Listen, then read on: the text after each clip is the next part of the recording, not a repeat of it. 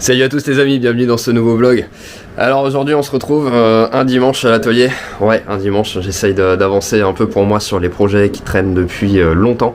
Je sais que vous êtes nombreux à l'attendre, hein. Souvent ça ressort dans les commentaires ou dans certains messages privés que je peux recevoir sur mes différents réseaux. D'ailleurs, hein, je t'invite à aller me rejoindre sur Instagram, sur la page Facebook, hein, Zinzin Préparation, Instagram Zinzin Préparation également, à t'abonner à cette chaîne et à mettre un pouce bleu si la vidéo t'a plu, hein. Voilà, ça fait toujours plaisir. Donc comme je disais, vous êtes nombreux à l'attendre et à me le demander.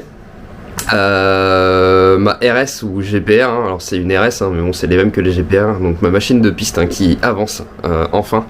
Alors j'ai avancé pas mal en off, je vais te montrer un petit peu tout ça. Alors voilà la machine telle qu'elle est aujourd'hui, hein. Donc quand je te dis j'ai avancé pas mal en off, hein, par rapport à la dernière vidéo. D'ailleurs j'essayerai d'aller te remettre le lien par là, hein, en haut à droite, quelque chose comme ça de la précédente vidéo où j'ai réalisé toute la boucle arrière avec l'adaptation de la coque arrière.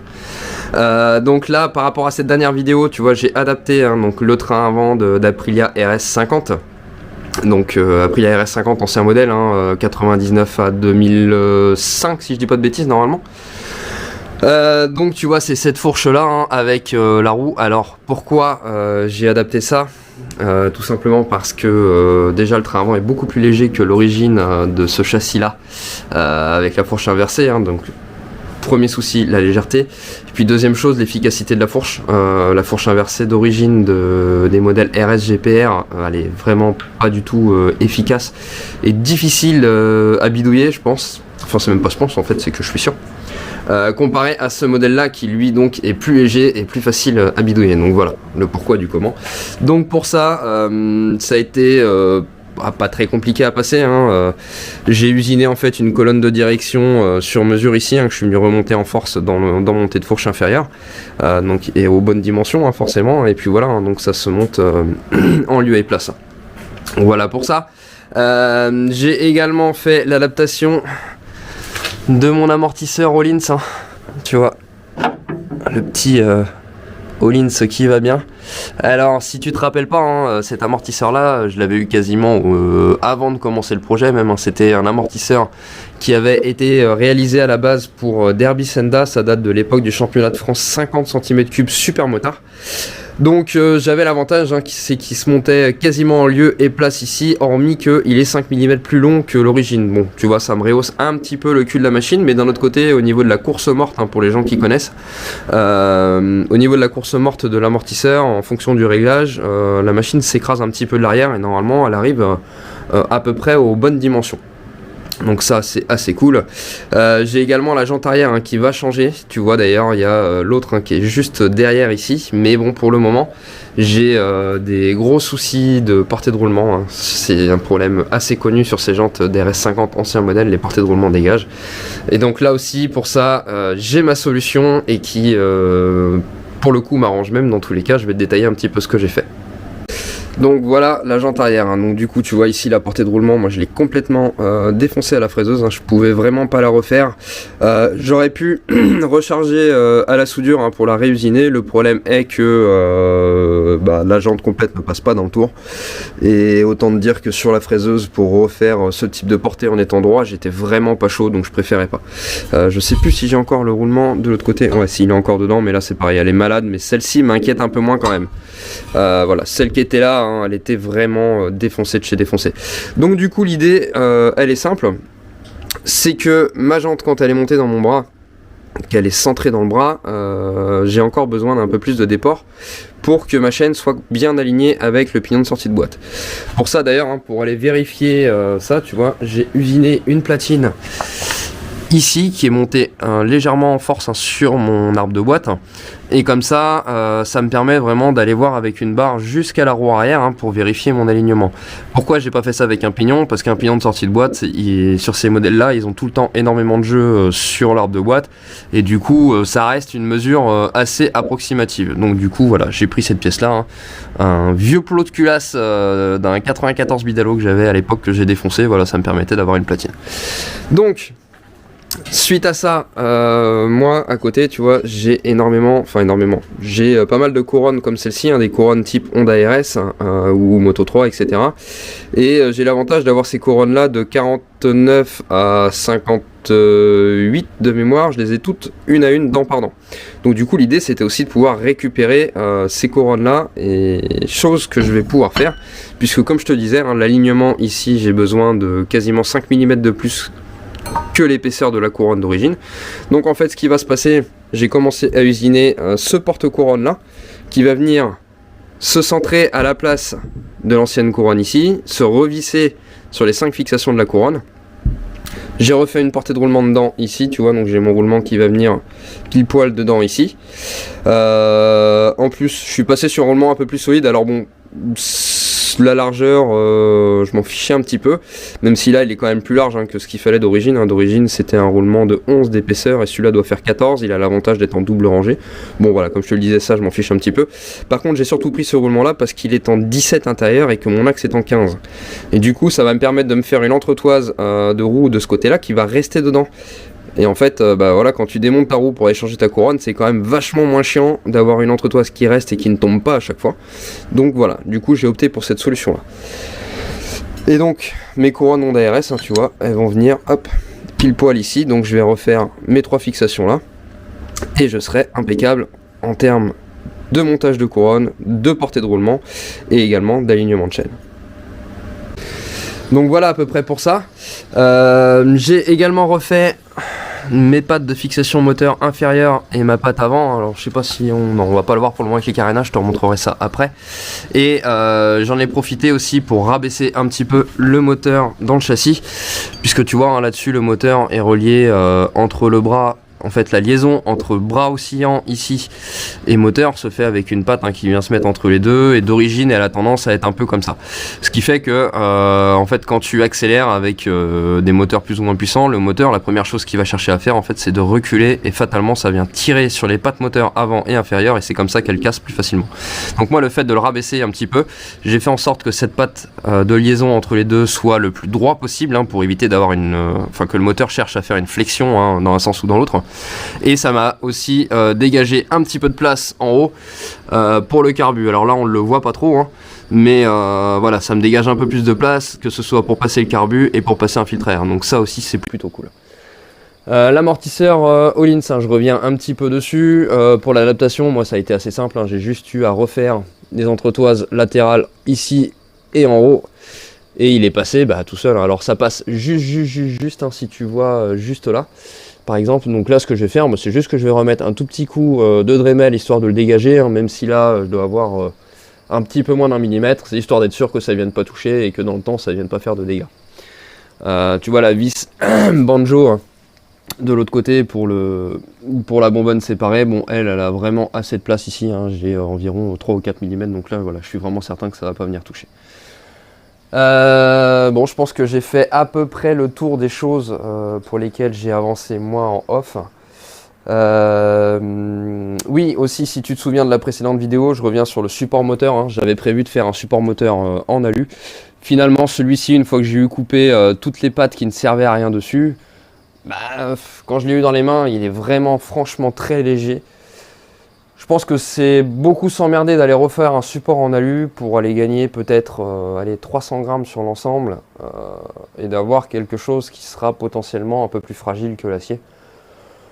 Donc bon, j'ai dit voilà, je vais pas non plus pousser le vis trop loin, et aussi parce que j'ai envie que ça avance et j'ai vraiment envie de rouler avec cette machine là. Donc je me suis dit voilà, je conserve le support moteur en acier. Maintenant, le job, hein, donc tu l'as vu, hein, j'ai les carénages avant qui sont posés entre guillemets sur la machine, hein, donc ça tient avec le cric en dessous, avec 2 serre-joints de chaque côté, avec pardon, avec quelques bouts de scotch.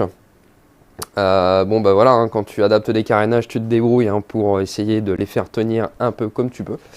Donc là maintenant, la première chose à faire, hein, c'est que je vais aller commencer par faire les fixations latérales ici. Dans l'idée, ça va être une pièce en alu que je vais venir souder sur le cadre avec, comment dire, un espèce de bout de tube qui va sortir ici. Un autre bout de tube fixer sur le carénage ici, je vais m'usiner un tampon de protection en plastique ici. L'ensemble à ce niveau-là va être emboîté l'un dans l'autre avec une goupille qui va verrouiller le tout l'un dans l'autre. Voilà, démontage rapide et normalement ça devrait tenir à peu près comme il faut. Donc voilà pour ça, et ensuite donc il me faudra fabriquer toute une araignée pour supporter l'avant des carénages. Et une fois ça fait, donc je considérerais que mon carénage sera implanté. Il me restera à avoir la fixation donc, pour le sabot inférieur, histoire que ça tienne comme il faut et puis que ça vibre pas dans tous les sens. Plutôt content de ces carénages là, que ce soit en termes de look, je trouve que ça passe pas trop mal sur la machine comparé à du carénage de Honda RS 125 beaucoup plus petit. Ça c'est une version d'Honda RS 250 pour les carénages. Je sais qu'on va me le demander, donc voilà, je vous le mentionne. Et tu vois, le truc qui est plutôt cool, c'est que le pot d'échappement, il passe vraiment pas mal dedans. Donc là, je suis vraiment content. Je pense que j'aurai quasiment aucune découpe à faire pour le faire passer, si ce n'est peut-être un petit peu sur le côté ici, puisque tu vois, pour le tube de fuite, ça va être un peu juste. Bien que normalement les commandes reculées ici vont dégager, elles seront certainement un chouïa plus longues et légèrement rehaussées, alors de pas grand chose, donc déjà ça va me libérer un petit peu de passage ici. Et le système ici avec l'étrier de frein va dégager aussi, donc encore une fois je devrais me libérer de l'espace ici. Voilà, maintenant il va falloir s'affairer à avancer sur tout ça, et une fois ça fait, après je pourrai passer sur l'adaptation du radiateur. Je vais essayer de te détailler le plus possible mon avancée là-dessus. J'ai pas tourné de vidéo avant là-dessus parce que voilà, c'était des choses qui n'étaient pas forcément très visuelles. Et là, bon, je pense que l'adaptation du carénage, c'est assez visuel. Donc voilà, je suis content de te montrer un petit peu comment je vais m'y prendre. Est-ce que c'est la bonne façon? J'en sais rien. Est-ce que c'est une mauvaise façon? J'en sais rien non plus. On verra bien. En tout cas, c'est parti. Allez, pour commencer, donc je vais usiner les deux pièces en plastique de protection qui vont de chaque côté des carénages. Donc pour ça, je suis passé sur mon logiciel de FAO, pardon, EasyMill. Bon, très rapide, voilà, j'ai dessiné la pièce, ça m'a pris 5 minutes. J'ai défini mes usinages, donc dressage de face, dressage de mes contours, enfin chariotage, et ensuite pour finir le tronçonnage de ma pièce. Après, je reprendrai la pièce sur le tour manuel pour aller lui faire un perçage ici et un lamage pour pouvoir aller lui passer donc ma vis de 6 en plein milieu. Voilà. Donc là maintenant, hop, j'ai le bout de plastique qui est rendu dans le tour et on va aller usiner ça. Alors je sais pas ce que ça va donner, c'est la première fois que j'usine du plastique avec le tour numérique.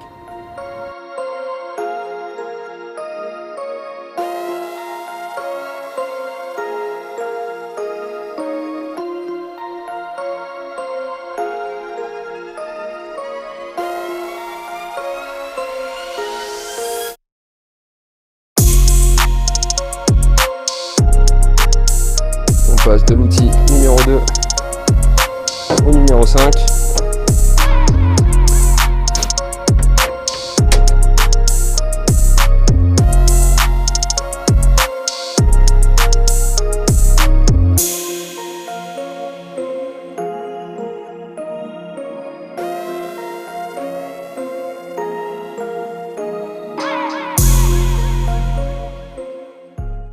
Bon, maintenant que ces deux pièces là sont faites, donc tu vois, ça va être impeccable, elles vont venir là. Alors au final, je les ai même refaites, je les ai remodifiées un petit peu parce que ça me plaisait pas, donc j'avais encore de la matière. Donc là j'ai fait mon lamage, mon perçage, donc comme ça ma tête de vis va être noyée dedans, ça va être cool, ça va venir pile poil ici. Et donc entre temps j'ai commencé à réfléchir pour faire donc la fixation du carénage à ce niveau là, et donc pour ça j'ai commencé, donc j'ai déjà usiné une pièce comme ça, donc pour le moment j'en ai fait qu'une pour pouvoir faire le test, et ensuite je suis venu lui faire un angle comme ça derrière. Bon là j'ai mis un petit coup de meuleuse parce que là il va falloir que je passe ma soudure, et donc tu vois ça va venir souder comme ça sur le cadre. Alors ça peut paraître assez gros, effectivement ça l'est. Par contre l'idée c'est d'avoir quelque chose qui soit très solide et qui ne s'arrachera pas facilement en cas de chute. Et moi ici là par contre je vais venir visser un autre système pour maintenir donc le flanc du carénage ici. Un système qui, je l'espère, sera plus ou moins rapide au démontage, mais surtout un système qui pourra faire fusible, pour lequel j'aurai juste à changer une vis dans le fond. Donc voilà, je pense que ça devrait pas être mal normalement. On essaye de réfléchir parce que bon, forcément je suis bien conscient qu'elle va aller au tas, même si j'en ai pas envie parce que ça me ferait chier de l'abîmer, mais c'est comme ça, c'est fait pour, je sais qu'elle va tomber, je sais qu'elle ira goûter le bac à sable. Donc voilà. Du coup, on va usiner ensemble la seconde pièce. Allez, c'est parti, mon programme est chargé dans le tour. On y va. Hop. Allez, go.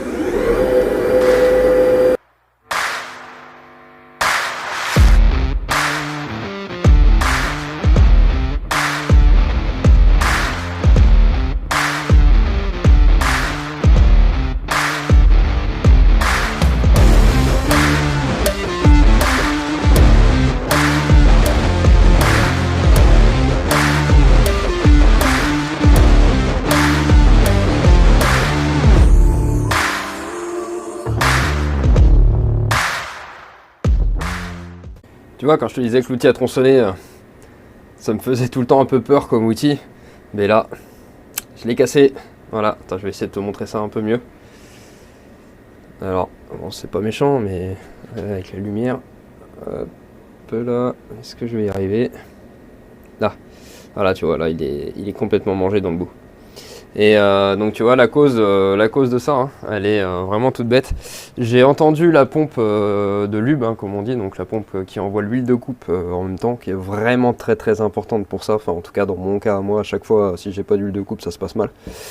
Et je l'ai entendu et je dis ah j'ai à peine eu le temps de réagir et plac la plaquette elle a cassé, mais bon c'est pas grave, j'ai quand même réussi à sortir une nouvelle pièce. Alors en réalité j'en ai même sorti deux autres, ouais c'est ça, je perds un peu le fil dans ma vidéo. Bon ça a fait une petite marque au dos de la pièce, hein, mais voilà, c'est pas trop méchant dans mon cas. Donc ça c'est les pièces, donc je résume, ces pièces là vont venir souder sur le châssis. Une fois celle-ci soudée sur le châssis, j'ai celle-ci qui viendra au milieu avec une vis de 6. Et donc tu vois, j'ai une rainure tout autour, hein, que j'ai faite, hein, comme ça je vais pouvoir mettre une goupille en fait dessus, et je te montrerai à la fin exactement comment ça va donner. Là pour le moment, moi je vais arrêter là parce qu'il est quand même déjà bien tard, et puis voilà, faut que j'aille manger, j'ai la dalle. Bon, de toute façon cette vidéo ne va pas s'arrêter là, elle va continuer, je sais pas quand est-ce que je vais reprendre, en tout cas on se tient au courant. Bon, j'ai trouvé une petite heure à perdre ce soir là. Bon, tu vois, il y en a partout sur le tour, hein, forcément. Et je suis plutôt content parce que mon système fonctionne. Alors, je vais te détailler tout ça. Donc ça va être la fixation du carénage. Donc voilà la pièce que je te parlais tout à l'heure avec la goupille autour, hein, et tu vois à l'intérieur, il y a un espèce de plat, hein, donc c'est un trait de scie, hein, que j'ai fait avec la scie sur la fraiseuse. Donc on imagine le tampon de protection à l'extérieur du carénage, bien sûr le carénage entre les deux, cette pièce là vissée derrière le carénage côté intérieur. Je pose ça là, hop, donc cette pièce là étant vissée elle sur le châssis, hein, donc là-dessus, comme ceci, ça ce sera soudé sur le châssis bien sûr. Donc on vient emboîter le carénage dedans comme ça, on fait un tour, enfin un quart de tour avec la goupille, et voilà, c'est complètement verrouillé, hein. Et pour le coup plutôt bien verrouillé, ça tourne même pas vraiment sur lui-même, enfin faut forcer quand même. Donc je suis assez content. Et pour déverrouiller, alors bon, tant que c'est pas fixé c'est un peu coton forcément, et tu fais en gros un quart de tour avec ta goupille et hop ça ressort. Donc là je suis plutôt content de moi pour le coup. Alors bon, je t'ai pas filmé l'usinage de toutes les pièces, hein, parce que sinon t'imagines bien qu'il va y avoir que des séquences d'usinage, et je pense que ça va être un peu long pour toi. Même si moi j'adore regarder ça, et je pense qu'il y en a bien d'autres, hein, qui sont dans ce cas là, mais bon voilà, faut que les vidéos plaise aussi à tout le monde, mine de rien. En tout cas, bon, vraiment, je suis super content de cette petite pièce, hein. C'est 3 fois rien, mais ça m'a pris quand même, mine de rien, tout mis bout à bout, un peu de temps, hein, entre le dessin et la réalisation, et quand tu vois que tout fonctionne comme tu le voulais, bah, c'est plutôt cool. Alors à savoir, j'ai rien inventé, hein, c'est un système qui est assez connu depuis longtemps, mais bon, bah, quand tu vois que certains sites internet te vendent ça 50 balles pièce, bon bah je pense que les économies sont plutôt intéressantes, et puis là bah, je les ai faites moi-même. Allez, il me reste plus qu'à faire le petit filetage sur cette pièce là. Donc ça c'est la pièce, hein, la dernière que j'ai faite, hein, celle qui va me permettre d'être vissée sur le carénage. Encore une fois, là c'est assez cool de faire ça comme ça sur le tour. Ça va pas mal et tu te fais quand même beaucoup moins chier.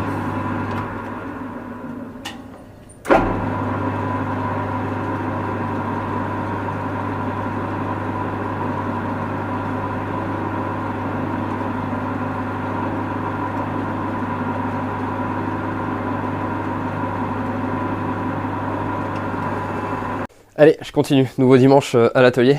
Une fois n'est pas coutume, hein, comme on dit. J'ai un petit peu avancé encore en off. Je te montre tout ça. Alors là, tu vois, le carénage est plus ou moins en place. Hein. Alors pourquoi je te dis plus ou moins? Parce que tu vois, ça tient avec des barres, avec des morceaux de scotch, avec ce genre de choses. Je te montre déjà les petites pièces que j'ai terminées hein, donc, pour les carénages. Hein, donc l'ensemble de ces pièces-là. Donc tu vois, pour le moment, c'est pas entièrement soudé, c'est juste pointé. Au cas où j'aurais besoin de redéfaire quelque chose. Alors je t'ai pas filmé ça, hein, parce que c'est vrai que la mise en place reste quand même très périlleuse. Tu le sais pas, hein, les carénages en fibre, c'est jamais égal de chaque côté, c'est toujours un peu biscornu, peu importe le fabricant, de toute façon c'est chez tout le monde pareil. Donc voilà, c'est vrai que si tu veux faire quelque chose de propre, à mon sens à moi, hein, attention, il faut vraiment prendre son temps, tout regarder en long, en large, en travers, essayer de redéplacer, et ça reste que du travail à l'œil, parce que malheureusement, ça reste difficile de prendre des cotes et de faire quelque chose d'identique, vu qu'il n'y a rien de pareil, il n'y a rien de symétrique en fait. Donc voilà.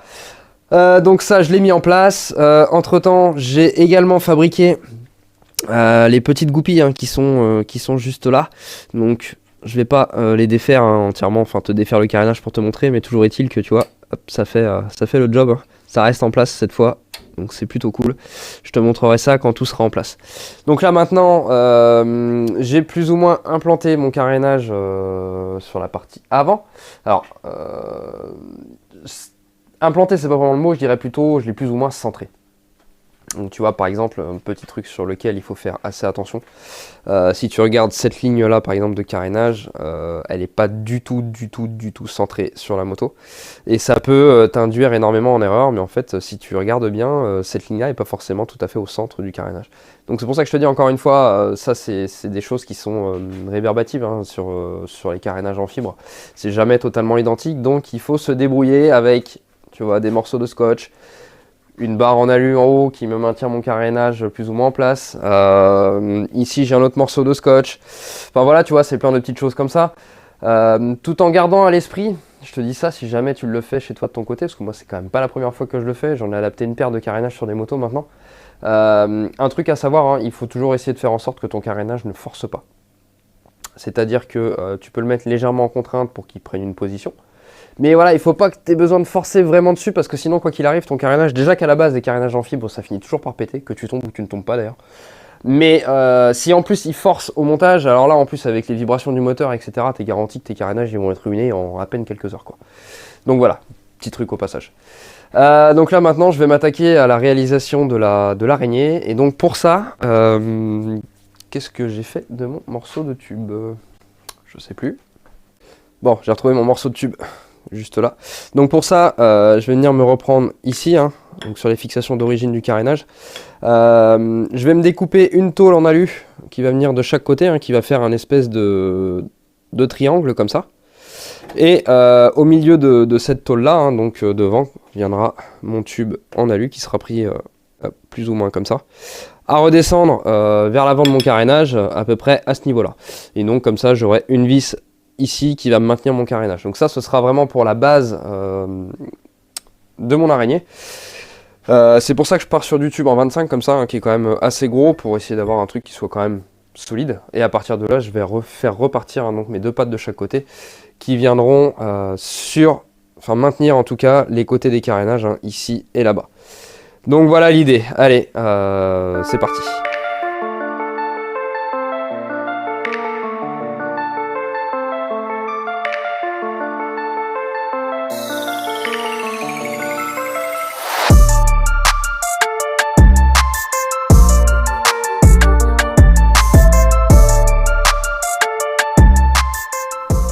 Tu vois, les petites pattes avancent. Hein. Donc là, j'ai fait celle qui va de chaque côté. Tu viens de voir les finir à l'instant. Et donc, je vais déjà commencer par souder ça. Et ensuite, une fois ça soudé, je vais venir refermer le dessus, histoire que ce soit un peu plus joli hein, avec ce morceau-là. Bon, forcément, je vais le couper à la bonne longueur, t'imagines bien. Et je pense que je ferai la même chose en dessous, comme ça, ce sera joli et bien solide en même temps au niveau de cette partie-là. Du coup, ben là, allez, je pointe déjà tout ça et ensuite, je continue. Allez, tu vois, ça avance. Hein. Bon, je suis pas peu fier de l'ensemble, mais pour le moment, c'est quand même pas trop mal. Hein. Donc, j'ai soudé tout ça. Donc d'abord souder mon tube sur les tôles de chaque côté à l'intérieur, ensuite j'aurais mis mon autre petit bout de tôle par dessus, hein, je trouve que ça fait pas trop mal. Et ensuite donc je suis venu recouper très légèrement mon tube à ce niveau là, histoire de récupérer un petit peu de marge, parce que je l'avais fait volontairement assez juste au cas où je me loupais un peu. Donc voilà, donc là je l'ai recoupé très légèrement, j'ai usiné une petite pièce, un boudron en alu qui est emboîté dedans, très légèrement à fort, percé, fileté, hein, et puis soudé tout le tour. Donc là voilà, la base de mon araignée est maintenant posée. Maintenant donc il va falloir que je perce l'avant de mon carénage, et donc pour ça je vais te montrer une petite astuce que j'ai utilisée. Tu vois, pour aller repérer mon trou. Hop, je suis venu mettre ça dedans, donc c'est ni plus ni moins qu'une vis. Attends, je vais essayer de te la remettre.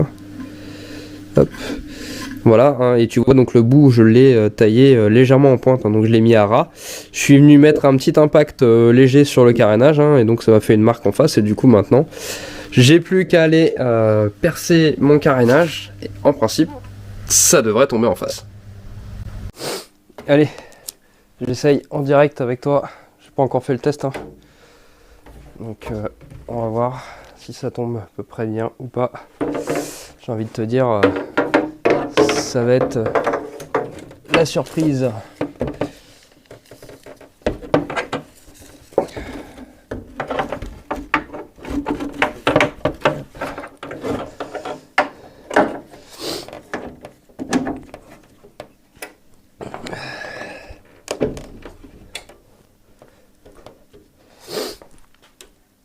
Alors, eh ben, nickel. J'ai une petite bavure, forcément de fibres. Ah ouais, elle m'a emmerdé celle-là.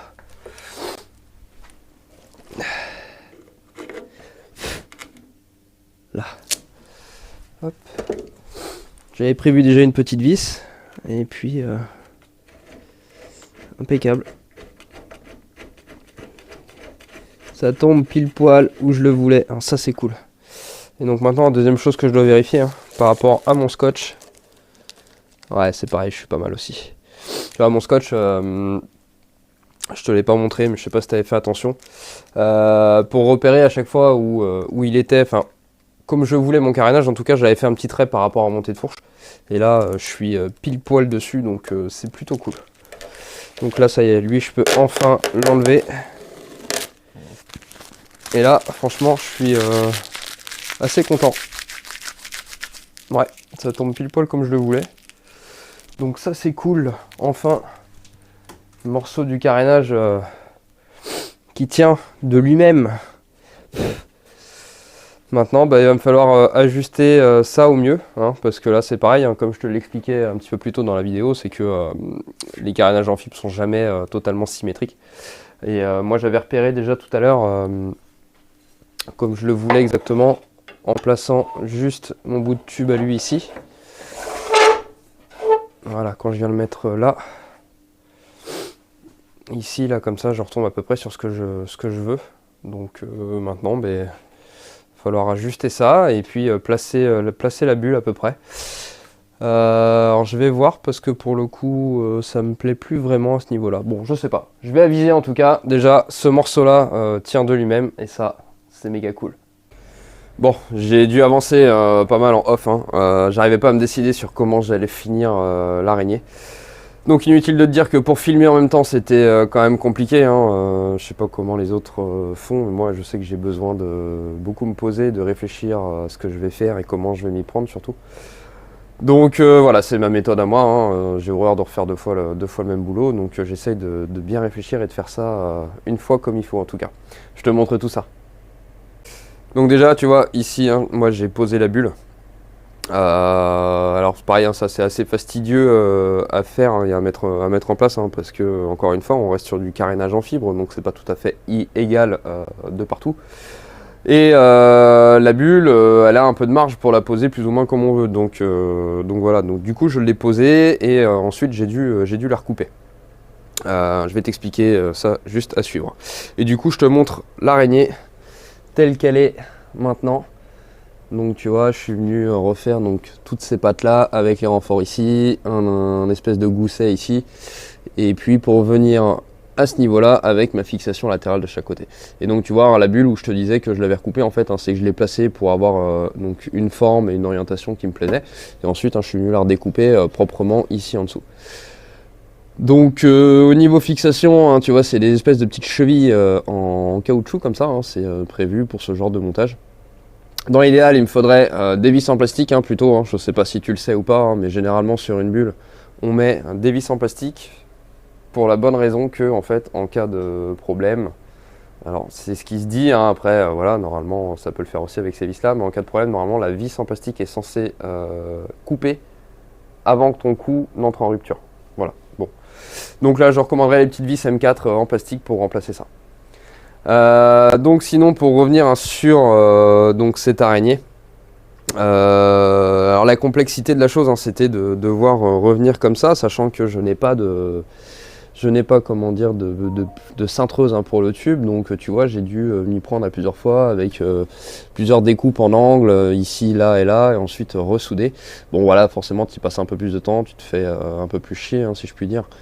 J'aurais voulu faire autrement, mais voilà, c'était un peu compliqué. Par exemple, j'aurais pu repartir d'ici pour revenir me fixer de chaque côté là, mais l'angle de chasse étant assez ouvert sur ces châssis là, la fourche du coup, par conséquent, enfin le fourche supérieur est assez en arrière, et en plus relativement haut par rapport à la hauteur de bulle.